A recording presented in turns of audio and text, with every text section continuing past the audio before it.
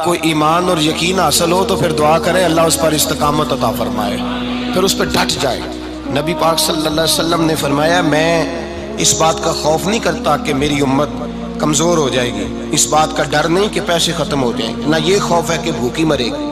حضور کس بات کا خوف ہے؟ تو نبی پاک نے فرمایا خوف یہ ہے کہ ان کا یقین کمزور ہو جائے گا۔ یاد رکھیں اگر اعتبار نہ ہو تو گھر نہیں چلتا، تو اگر اللہ رسول پر یقین کامل نہ ہو تو پھر بندہ مسجد نہیں آ سکتا، پھر اس کا دین نہیں چلتا، پھر اس کے لیے مشکل ہے نماز، پھر اس کے لیے مشکل ہے راہ خدا میں خرچ کرنا۔ میرے نبی پاک نے فرمایا یوں نہ کہا کر کہ یا اللہ چاہے تو دے چاہے تو نہ دے، جب مالک سے مانگ تو کہا کر یا اللہ تجھی سے مانگنا ہے، میں لے کے اٹھوں گا، تو مجھے دے گا۔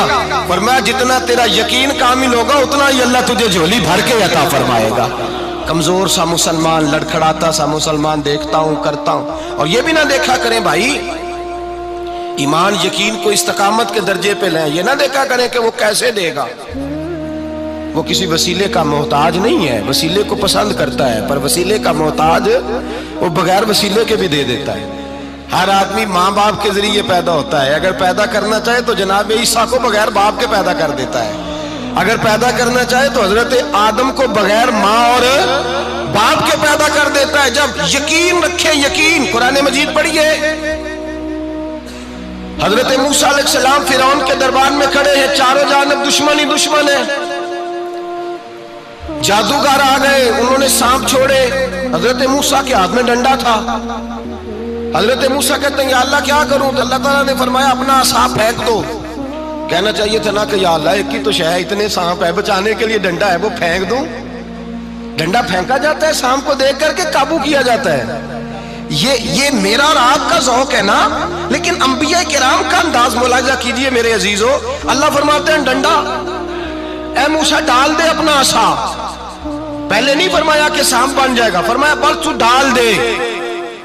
میں اور آپ ہوتے ہیں تو سانپ سامنے ہے، ڈنڈا ہاتھ میں ہے، ہم کہیں گے عجیب بات ہے، یہی تو دفاع کی چیز ہے، اسی کو ڈال دوں تو بچوں گا کیسے؟ کہا ڈال دو، تو حضرت موسیٰ نے ڈال دیا، کہا میرے رب کا حکم ہے تو میرے لیے بہتر ہی ہوگا۔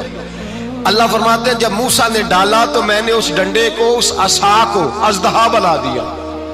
اب کبھی عصا بھی اژدہا بنے، کبھی چھڑی بھی بہت بڑا اژدہا بنی ہے، لیکن قرآن کہتا ہے جناب موسیٰ نے ڈالا تو اللہ نے اژدہا، بلکہ اس سے پیچھے چلیے، عورتیں کمزور یقین کی ہوتی ہیں نا، جناب موسیٰ پیدا ہوئے تو اللہ فرماتے ہیں میں نے موسیٰ کی ماں کے دل میں بات ڈالی، ماں کے دل میں صندوق میں ڈال کے تو اس کو دریا میں بہا دے۔ اور بھائی صندوق میں کہہ سکتے ہیں نا آکسیجن کیسے جائے گی، اور دریا میں بچے بچنے کے لیے ڈالے جاتے ہیں کہ ڈوبنے کے لیے ڈالے جاتے ہیں؟ ماں کے دل میں یقین کمزور نہیں تھا ماں کا۔ انبیاء کے ماں باپ موحد ہوتے ہیں، دین کو ماننے والے، ماں کے دل میں اللہ نے بات، اللہ قرآن میں کہتے ہیں میں نے وحی کی، میں نے القاء کیا، میں نے بات ڈالی۔ حضرت موسیٰ کی ماں کہتی ہے میں نے ڈال کے نا سمندر میں بیٹا، میں نے سمندر میں بیٹا ڈال کے صندوق میں بند کر کے رب کے حوالے کیا۔ آپ فرماتے ہیں میرے مالک کا بھروسہ کیا تو پھر میرے مالک کا کام دیکھو، کمال دیکھو، میں نے دریا میں ڈالا، اللہ نے فرعون کے گھر میں میرے بیٹے کی پرورش کرا دی۔ یہ یقین کہ حضرت موسیٰ کے پاس قوم آئی، قرآن پڑھیے، کہا جناب پانی چاہیے، وَإِذِ اسْتَسْقَىٰ مُوسَىٰ لِقَوْمِهِ، موسیٰ نے اپنی قوم کے لیے پانی مانگا، ہم نے کہا فَانْفَجَرَتْ مِنْهُ اثْنَتَا عَشَرَةَ عَيْنًا، اپنا ڈنڈا پتھر پہ مارو۔ عقل والا آدمی ہوتا تو اڑ جاتا، کہتا یا اللہ پتھروں سے بھی کبھی پانی نکلا ہے؟ اضرب بعصاک الحجر، مارو پتھر پہ ڈنڈا۔ اللہ کے نبی نے منٹ نہیں لگایا، ٹھا کر کے ڈنڈا لگایا، فَانْفَجَرَتْ مِنْهُ اثْنَتَا عَشَرَةَ عَيْنًا۔ اللہ فرماتے ہیں جناب موسیٰ نے ایک عصا مارا، میں نے 12 چشمے جاری کر دیے۔ تو لے تو اللہ کرتا ہے، اللہ کہتا ہے پڑھ نماز روزی دوں گا، کہتا ہے سوچتا ہوں۔ اللہ فرماتے ہیں آجا مسجد میں تیرا ہو جاؤں گا، کہتا ہے دیکھتا ہوں۔ رب فرماتا ہے تو میرے محبوب کی غلامی کر، میں تجھے محبوب بنا لوں گا۔ تو کہتا ہے تھوڑا بڑا ہو کے داڑھی رکھنی ہے، ابھی سیانا ہو کے میں ذرا سرٹیفکیٹ لے لوں اسرائیل سے کہ کتنے سالوں کے بعد آئیں گے، پھر شروع کروں گا۔ پروگرام بنا رہا ہے، ابھی تو ارادے میں ہے۔ اللہ کے پیغمبر کا ڈنڈا، اور اس سے زیادہ آگے بات ہو گئی، پیچھے فوج لگی ہوئی ہے فرعون کی، مجمع ہے، ہزاروں لاکھوں کا لشکر لے کے، تلواریں نیزے، فرعون پیچھے، آگے دریا آ گیا۔ حضرت موسیٰ علیہ السلام کھڑے ہیں، اب کدھر جائیں؟ اللہ پاک نے فرمایا مارو ڈنڈا۔ کہاں؟ پانی پہ ڈنڈا مارو۔ اب حضرت موسیٰ علیہ السلام پانی پہ ڈنڈا مارے تو پانی ابھرے گا، اس سے زیادہ کیا ہوگا؟ پہلے پتھر پہ ڈنڈا مروایا تو پانی نکلا، اب پانی پہ ڈنڈا مروایا فَإِذْ فَرَقْنَا بِكُمُ الْبَحْرَ فَأَنْجَيْنَاكُمْ وَأَغْرَقْنَا آلَ فِرْعَوْنَ۔ اللہ فرماتے ہیں موسیٰ نے پانی پہ ڈنڈا مارا تو میں نے پانی میں رستے بنا دیے۔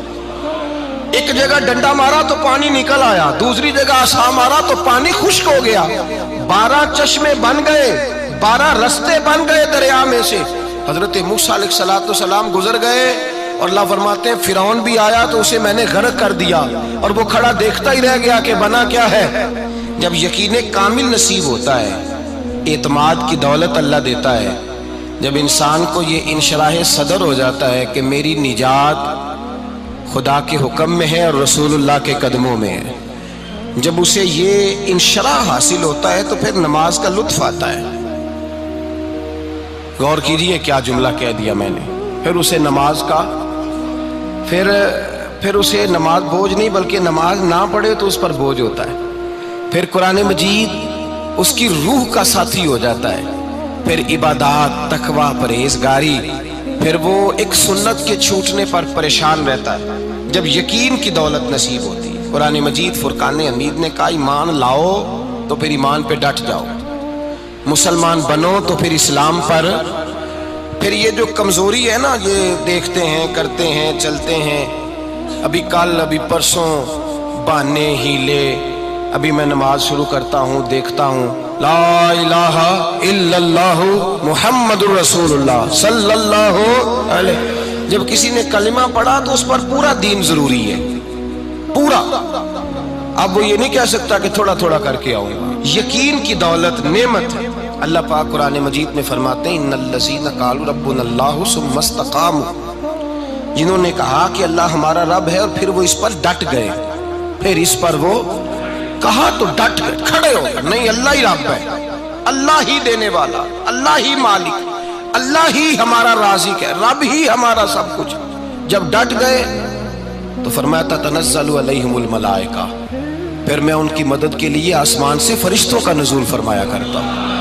فرشتے کیا کہتے ہیں؟ اللہ تخافوا ولا تحزنوا، غم نہ کرنا، خوف نہ کھانا، وابشروا بالجنۃ التی کنتم توعدون، ہم تو تمہیں اللہ تبارک و تعالیٰ کی اس جنت کی خوشخبری دینے آئے ہیں جس کا رب نے تمہارے ساتھ وعدہ کیا ہوا ہے۔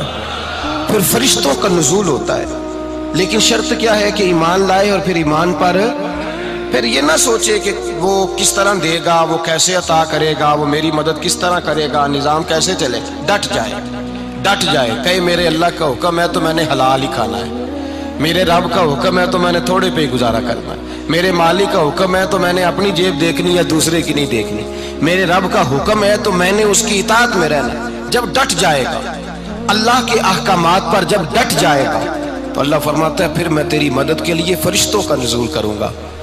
نبی پاک صلی اللہ علیہ وسلم نے فرمایا 2 دولتیں اگر کسی کو اللہ دے دے تو سمجھے اللہ نے اسے دنیا کی سب سے زیادہ دولت عطا فرما دی۔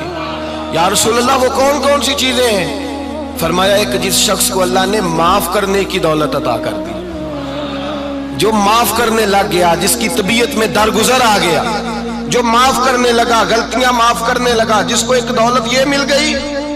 اور دوسرا میرے مصطفیٰ نے فرمایا جسے اللہ نے یقین کی دولت عطا فرما دی، جس کو یہ 2 دولتیں مل جائیں، ایک درگزر کرنا، دوسرا رب رسول پہ یقین کامل رکھنا، اسے کائنات کی ہر شے مل گئی۔ میرے نبی پاک نے فرمایا جب بھی دعا مانگو خدا سے یہ 2 نعمتیں مانگا کرو، عرض کیا کرو اے اللہ درگزر کی دولت عطا فرما، اے اللہ تو ہمیں یقین کی دولت عطا فرما، ایمان کی قوت اور پختگی نصیب فرما۔ میرے بھائی حضور نے فرمایا مانگ کے لو۔ کمزور ایمان والا شخص کسی کام کا نہیں ہوتا۔ جس آدمی کے ذہن میں شک کا بیج ایک دفعہ جنم لیتا ہے وہ آدمی تو غلام سے بدتر ہے۔ بے کیف سجدہ، روٹھی روٹھی سی عبادت، اس کی زندگی کیفیات سے خالی ہے۔ جس شخص کو پتہ چل جائے نا لوگ میرے مخالف ہیں، اس کا تو سجن رہتا ہی کوئی نہیں۔ اصل بات یہ ہوتی ہے کہ یہاں سوچ بیٹھا ہے کہ دنیا میرے خلاف ہے، یہاں مخالفت یہاں بیٹھ گئی ہے، دو بندے باتیں کر رہے ہیں تو پریشان ہے، میرے خلاف ہی لگے ہوئے ہیں، میری ہی بات ہو رہی ہے، کیونکہ اصل تکلیف کہاں ہے؟ اور اگر یہاں یقین کامل ہو گیا نا کہ سارے مجھ سے پیار ہی کرتے ہیں، تو پھر دو بندوں کو بات کرتا دیکھیں گے تو یہی سوچے گا میری تعریفیں کر